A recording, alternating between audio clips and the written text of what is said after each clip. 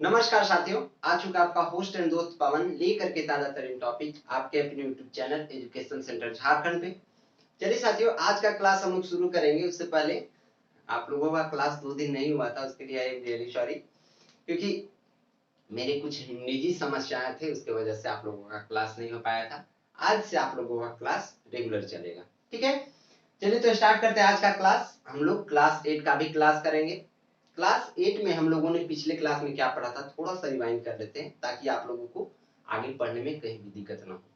और मैं एक इन्फॉर्मेशन दे दूं कि ये जो अभी क्लास चल रहा है ना, पिछले क्लास यानी कि जो मैंने मौलिक अधिकार फंडामेंटल राइट्स के बारे में बताया था, वो सिर्फ क्लास 8 के विद्यार्थियों के लिए ना होकर के सभी लोगों के लिए, जितने भी लोग हैं, बड़े लोग, बुजुर्ग लोग, छोटे बड़े, नवयुवक, सभी लोगों के लिए इम्पोर्टेंट था, यानी महत्वपूर्ण था मौलिक अधिकार। और आज हम लोगों को जानना है मौलिक कर्तव्य के बारे में। पिछले क्लास के बारे में थोड़ा सा रिवाइंड कर ले तो हम लोग जान ले कि मौलिक अधिकार में हमने 6 मौलिक अधिकार बताया था आप लोगों को साथियों। उसमें सारा चीज डिटेल्स अच्छे से मैंने बताया है। जो भी उस वीडियो को ना देखा हो कृपया जा करके देख ले। यूट्यूब पे ना मेरा चैनल है एजुकेशनल सेंटर झारखंड, जाकर के वहां पे विजिट कर सकते हैं, देख सकते हैं। तो चलिए आज हम लोग जानते हैं मौलिक कर्तव्य यानी फंडामेंटल ड्यूटीज के बारे में। इसके बारे में आज का हमारा टॉपिक क्या है, फंडामेंटल ड्यूटीज। अब आप लोगों को पीछे ये दिख रहा होगा पूरा कच्चा चिट्ठा जो मैं लेकर के आया हूँ, ये लिखा हुआ है व्हाइट बोर्ड पे। ये सारा आप लोगों का मन में पहले से मन भारी ना हो, ये चीज मैं बता दूं आप लोगों को। ये जो लिखा हुआ है बहुत ही इंटरेस्टिंग चीज है। आप लोगों को ये थोड़ा सा लग रहा होगा कि सर क्या बोर्ड पे पूरा भर के लेकर के आ गए हो यार, क्या मतलब थोड़ा सा, लेकिन वैसा कुछ नहीं है साथियों।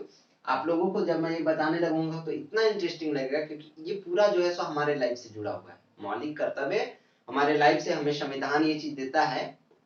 जैसे देखिए, आप लोग पेन पेपर हाथ में और बुक, पॉलिटी का बुक साथ में लेकर के बैठ जाएंगे पढ़ने को, ठीक है। जिनके पास बुक नहीं होगा वो मैं क्लास खत्म होने के बाद टेलीग्राम चैनल है मेरा पवन सिंह सर के नाम से, वहां ज्वाइन कर सकते हैं आप लोग। जाकर के टेलीग्राम पे सर्च कर लीजिएगा और वहां पे जाकर के आप मेरा पीडीएफ ये सारा जो है सो मैं बना करके डाल देता हूँ, वहां पे आप लोग कंटेंट को डाउनलोड करके पढ़ सकते हैं, ठीक है।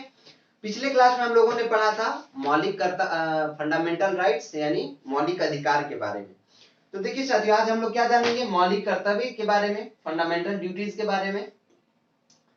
हमारा संविधान नागरिकों को जिस तरह से फंडामेंटल राइट्स यानी मौलिक अधिकार देता है, उसी तरह से कुछ कर्तव्यों को निभाने के लिए नागरिकों को हमारा संविधान कुछ कर्तव्य देता है, कुछ जो है सो मौलिक कर्तव्य देता है, ठीक है, फंडामेंटल ड्यूटीज देता है।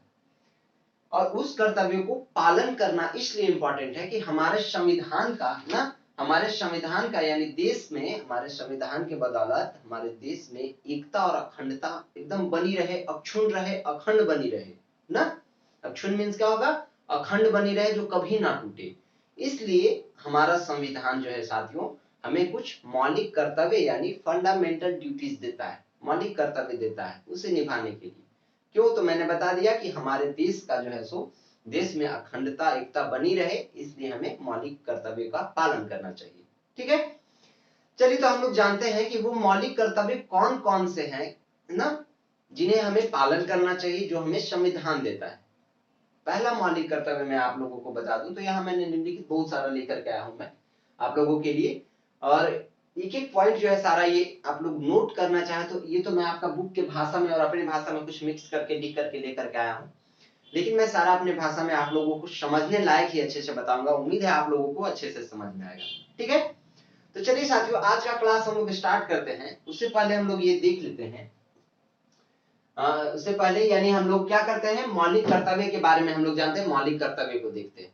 पहला मौलिक कर्तव्य कौन है जिसे हमें पालन करना चाहिए, तो संविधान का पालन करना चाहिए, उनके आदर्शों पे, उनके संस्थाओं और राष्ट्र ध्वज का भी आदर करना चाहिए। हमारा पहला मौलिक कर्तव्य यानी फंडामेंटल ड्यूटीज ये है कि संविधान का पालन करना चाहिए, यानी संविधान जो हमें बताता है, सिखाता है, उसके नियम कानूनों पे अच्छे से चलना चाहिए। हमारी राष्ट्रगान को, हमारी राष्ट्र ध्वज को यानी तिरंगे को हमेशा जो है सो आदर करनी चाहिए, इन सभी चीजों का, ठीक है। पहला ये था क्या, मौलिक कर्तव्य पहला ये था। दूसरा मैं बताता हूं आप लोगों को। दूसरा क्या है साथियों, स्वतंत्रता के लिए हमारे राष्ट्रीय आंदोलन को प्रेरित करने वाले उच्च आदर्शों को अपनाना चाहिए। कहने का अर्थ यह है कि जो हमें स्वतंत्रता दिलाए, यानी जिससे हमें स्वतंत्र रहने के लिए जो राष्ट्रीय आंदोलन हमें प्रेरित करता है, उसके उच्च आदर्शों को हमेशा अपनाना चाहिए, हमेशा अपने पे उसे उतारना चाहिए ना, उसके आदर्शों को अपने आप पे उतारना चाहिए। जैसे कि मान लेते हैं जो स्वतंत्रता सेनानी थे, कुछ गर्म दल के नेता थे, कुछ नरम दल के नेता थे। जैसे मैंने कल पिछले क्लास में बताया था, क्लास 6 या 7 में मैंने बताया था अहिंसात्मक, क्लास 7 में बताया था, क्लास 7 में मैंने बताया था कि अहिंसा के पुजारी हमारे बापू महात्मा गांधी जी जो हैं वो अहिंसा के पुजारी थे। यानी कुछ जो नेता थे हमारे भारत को आजाद कराने में, कुछ गर्म दल के नेता थे, कुछ नरम दल के नेता थे। नरम दल में कहा जाए तो महात्मा गांधी आते थे, गर्म दल में ये सब सुभाष चंद्र बोस, ये सब गर्म दल के नेता थे। तो जो है साथियों, उनके जो कर्तव्य थे ना, वो जिस तरह से काम करते थे, जैसे अहिंसा के पुजारी थे, तो अहिंसा के राह पे चल करके वो किस तरह से हमारे देश को स्वतंत्र कराए, किस तरह से वो जो है सो लड़ाई किए, वहां पे लड़ करके अहिंसात्मक लड़ाई लड़ते हुए हमारे देश को स्वतंत्र कराए, उनके आदर्शों को अपने आप पे उतारना चाहिए। हमें क्या करना चाहिए? उनके आदर्शों को अपने आप पे उतारना चाहिए कि हमें भी कहीं जरूरत पड़े तो स्वतंत्रता के लिए, हमारे देश के लिए अगर कहीं हमारी योगदान की जरूरत पड़े तो हम उसमें आगे रहे ना। ये हमारा क्या है? दूसरा फंडामेंटल ड्यूटीज है, यानी दूसरा मौलिक कर्तव्य। तीसरा मौलिक कर्तव्य हमें ये सिखाता है कि भारत की संप्रभुता, एकता और अखंडता को अक्षुण्ण रखना चाहिए। हमारी भारत को, भारत की जो भारत की जो संप्रभुता है, एकता है और अखंडता है, यानी सबको एक साथ मिलजुल करके चलना चाहिए। संप्रभुता यानी बना करके ऐसा रखना, मतलब एक अखंड रखना चाहिए जो कि कभी मिटे नहीं। एकता, हम लोगों को सभी आपस में भाईचारे की जिंदगी निभानी चाहिए ना। इस तरह से जो है सो अक्षुण्ण बना करके रखना चाहिए। अब आपके मन में एक अक्षुण्ण जो है सो वर्ड आएगा, ये थोड़ा सा कंफ्यूजन होगा। अक्षुण्ण मतलब मैं बता दूं, अखंड यानी कभी ना खत्म होने वाला, ऐसा बना करके हमें भारत को रखना चाहिए ना। भारत की संप्रभुता, एकता और अखंडता को ऐसा बना करके हमें हमेशा रखना चाहिए जो कभी खत्म ना हो, कभी टूटे नहीं। उसके बाद अगला फंडामेंटल ड्यूटीज हमें ये सिखाता है कि देश की रक्षा और आह्वान किए जाने पर राष्ट्र की सेवा करनी चाहिए। देखिए बहुत ही इंपॉर्टेंट पॉइंट है कि अगर देश में हमारी जरूरत पड़े कि वहां पे तुम्हें लड़ाई लड़ने जाना है, अगर उससे हमारी जरूरत से, हमारी योगदान से अगर देश को स्वतंत्रता मिले, देश में कोई प्रॉब्लम हो तो अगर हम उसमें आगे रहे तो वो हमें करनी चाहिए, राष्ट्र की सेवा करनी चाहिए, हमारे देश की उसमें हमेशा हमारी भूमिका आगे रहे, इसलिए हमारे राष्ट्र की सेवा करनी चाहिए। ठीक है। कभी भी रक्षा और आह्वान किए जाने पर, यानी कभी भी हमें याद किया जाए या कभी भी हमारी जरूरत पड़े तो हमें हमेशा आगे रहनी चाहिए हमारे देश के लिए। ठीक है। अगला जो है फंडामेंटल ड्यूटीज हमें ये सिखाता है कि भारत के सभी लोगों में समरसता और एक समान भ्रातृत्व की भावना का निर्माण तथा महिलाओं के सम्मान को ठेस पहुंचाने वाले प्रथाओं का त्याग करने चाहिए। कहने का अर्थ है साथियों कि भारत में जितने भी लोग रहते हैं, उन सभी लोगों में, हम सभी लोगों में एक ऐसी समरसता बन के रहे, एक ऐसी मतलब गांठ जुड़ी रहे कि कभी वो टूटे नहीं ना, यानी वो कभी बिखरे नहीं। जैसे कहने का अर्थ ये है, अब आप लोग एक थोड़ा सा रिलीजन पे जाए तो जैसे मान लेते हैं हिंदू मुस्लिम, ऐसे भी कहावत ये है ना, एक कहा गया है हिंदू मुस्लिम सिख ईसाई हम सब हैं एक भाई भाई ना। हम सभी लोगों को इस तरह से मिल करके यहाँ पे इस तरह से भारत के लोगों को एक साथ समरसता बनाए रहना चाहिए, एक साथ मिल करके रहना चाहिए, एकदम मीठी बोली बोलनी चाहिए, इस तरह से हमारे, और फिर समरसता बना करके और समान भ्रातृत्व का भावना निर्माण करना चाहिए ना, यानी समान भाईचारे की जिंदगी को, एक भावना को प्रकट करना चाहिए, निर्माण करनी चाहिए कि हम सब एक भाई भाई हैं। ठीक है। और उसके बाद आगे क्या बोलता है कि महिलाओं को ठेस पहुंचाने वाले प्रथाओं का त्याग करना चाहिए, यानी जो महिलाओं को ठेस पहुंचाए, जैसे मैंने क्लास में बताया था, क्लास 6 का आप लोग जो है अभी 8 का है, तो क्लास 6 में मैंने बताया वो चीज, डायन कुप्रथा एक पढ़ना है। पढ़ना है हम लोगों को, वहां पे मैंने वो क्लास बता दिया आप लोगों को, चाहे तो आप लोग वीडियो जा करके देख सकते हैं। डायन कुप्रथा एक बहुत ही मतलब ऐसी कुप्रथा है, ऐसा एक अंधविश्वास है जिससे कि महिलाओं को बहुत ज्यादा प्रॉब्लम झेलना पड़ता है, बहुत ज्यादा प्रताड़ित किया जाता है, बहुत ज्यादा शारीरिक शोषण, मानसिक शोषण उनका सभी लोगों का किया जाता है ना। तो ये जो है सो इस तरह की प्रथाओं को रोकना चाहिए, उनका विरोध करना चाहिए, जो कि महिलाओं को तंग करे, परेशान करे, उनकी आत्माओं को ठेस पहुंचाए। उन सारी प्रथाओं को उनका विरोध करना चाहिए, उन्हें रोकना चाहिए ना। ये है हमारा अगला फंडामेंटल ड्यूटीज। आगे हम लोग देखते हैं, अगला हमारा जो है सो फंडामेंटल ड्यूटीज यानी मौलिक कर्तव्य क्या कहता है कि सामाजिक संस्कृति की गौरवशाली परंपरा के महत्व को समझना चाहिए और इसकी रक्षा करनी चाहिए।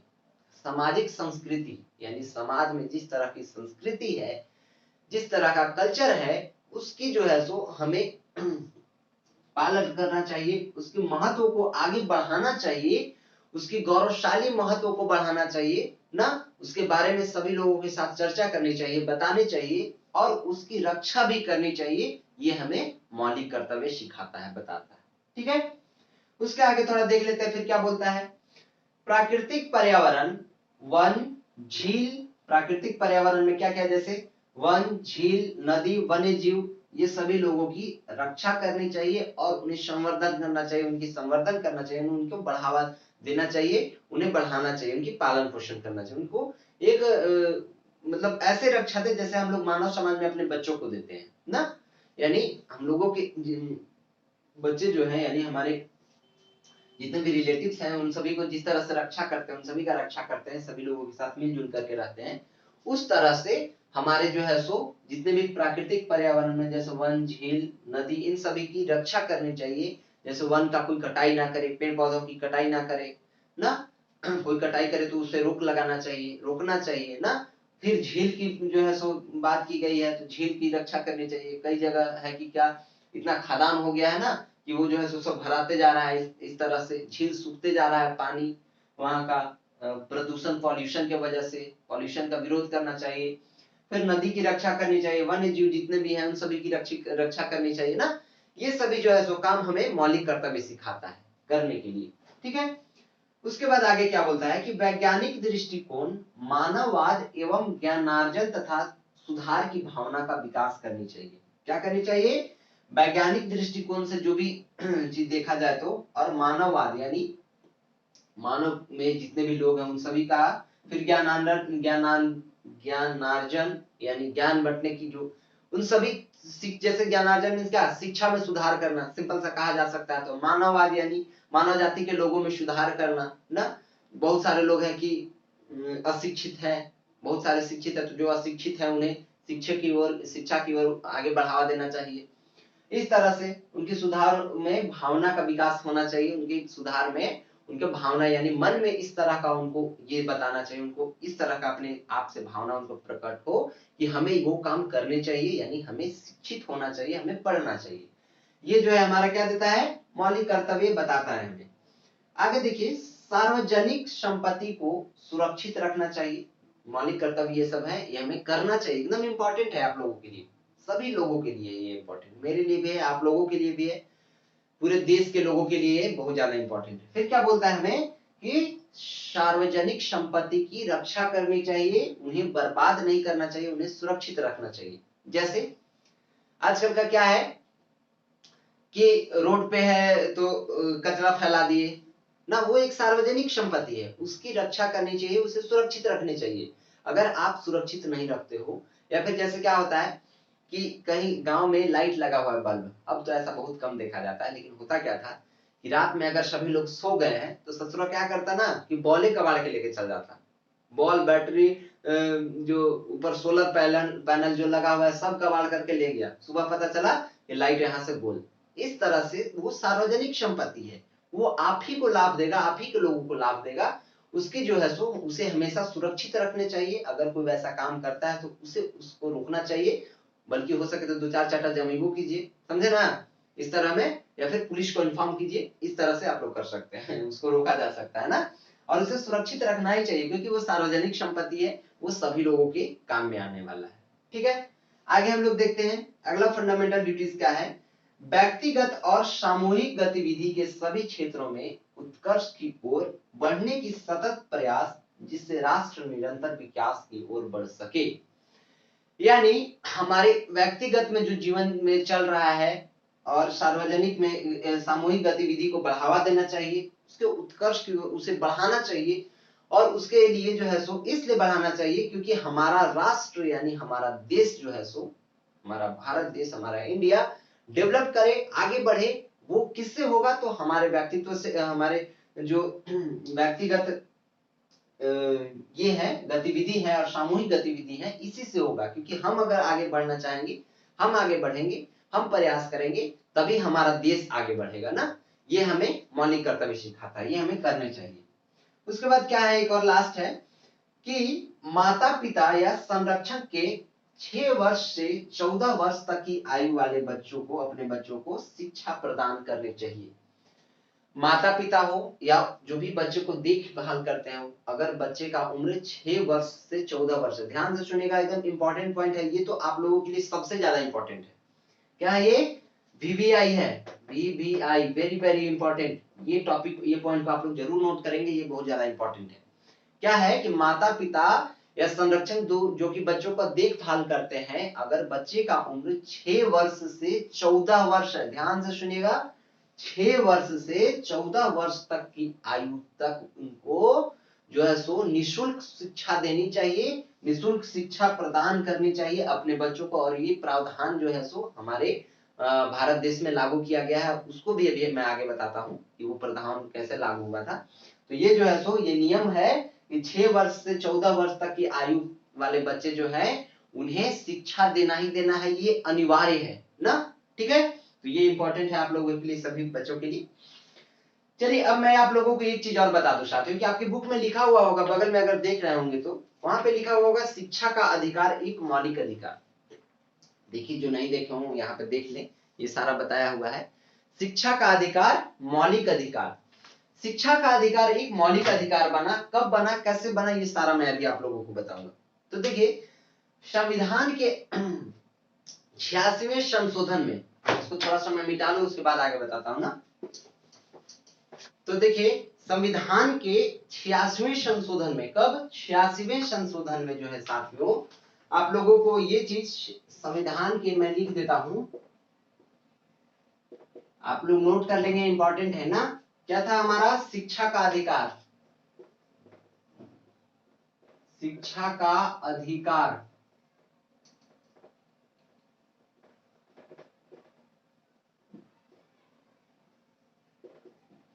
संविधान के 86वें संशोधन में, संविधान में जब 86वां संशोधन किया गया था, उस समय जो है सो 2002 में, कब?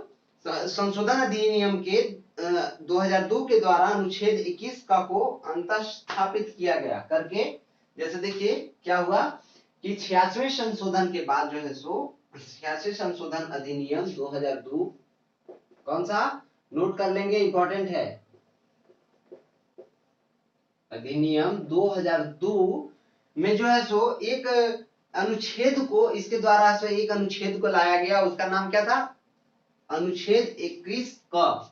कौन सा अनुच्छेद था? अनुच्छेद 21 का। ये जो है सो अनुच्छेद को लाया गया, लागू किया गया ना। ये जो है सो 86वें संशोधन में था, बुक में भी आप लोग देख सकते हैं, वहां पे पढ़ सकते हैं, नोट भी कर सकते हैं, इंपॉर्टेंट है। ठीक है, ऐसा शॉर्ट नोट टाइप का छोटा छोटा आप लोग बना सकते हैं। तो ये जो है सो अंतर स्थापित करके एक, इसको जो है सो एक नया मूल कर्तव्य यानी हमारा जो है सो मौलिक अधिकार में इसको जोड़ा गया, रखा गया ना, इसको मूल कर्तव्य बनाया गया, मूल अधिकार बनाया गया। इसके द्वारा राज्य को एक कर्तव्य सौंपा गया कि वर्ष 6 से 14 वर्ष की आयु के सभी बच्चों को निःशुल्क और अनिवार्य शिक्षा प्रदान करेगा, जो कि मैंने अभी लास्ट में आप लोगों को बताया था ना। लास्ट वाला जो मैंने यहाँ पे मौलिक कर्तव्य यानी फंडामेंटल ड्यूटीज बताया था, उसमें ये चीज मैंने बताया था, इस कानून से यानी संविधान के 86वें संशोधन अधिनियम 2002 के तहत अनुच्छेद 21 क को लाया गया, और उस कानून के तहत जो है साथियों, यानी इस कानून के तहत हमारे भारत देश में संविधान में यह लागू किया गया कि वर्ष 6 से कितने 6 साल से 14 साल तक, कितने, 6 से 14 वर्ष तक के बच्चों को निःशुल्क शिक्षा दिया जाए, सरकारी स्कूल में निःशुल्क शिक्षा दिया जाए। और ये जो है सो एकदम इंपॉर्टेंट, यानी ये प्रावधान लागू कर दिया गया उसी दिन से कि ये निःशुल्क शिक्षा उन्हें प्रदान किया जाएगा, मिलेगा। इस अधिकार की अनुपूर्ति के लिए राज्य समुचित कानून बनाएगा। ये जो है सो इस अधिकार के लिए, यानी शिक्षा का अधिकार के लिए राज्य जो है सो अनेक कानून बनाएगा, अनेक कानून बनाए भी हैं। ठीक है। शिक्षा अधिकार विधेयक को संसद ने 4 अगस्त 2009 को मंजूरी प्रदान की। कब की? शिक्षा अधिकार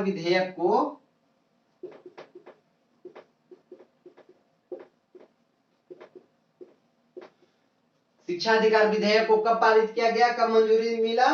संसद के द्वारा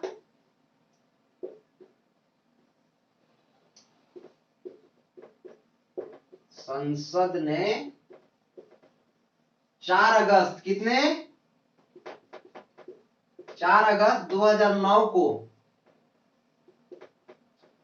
मंजूरी दी, यानी इसे लाया गया ना।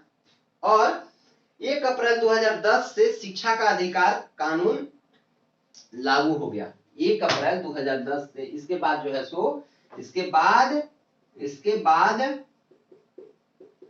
1 अप्रैल, नोट कर लीजिएगा, 1 अप्रैल 2010 से शिक्षा का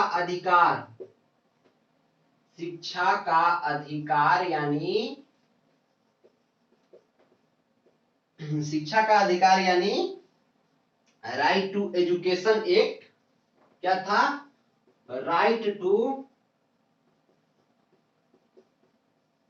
एजुकेशन एक्ट, नोट कर लीजिएगा। इसके बाद जो है सो ये देखिए, विधेयक संसद के द्वारा कब मंजूरी मिला इसको? 4 अगस्त 2009 को।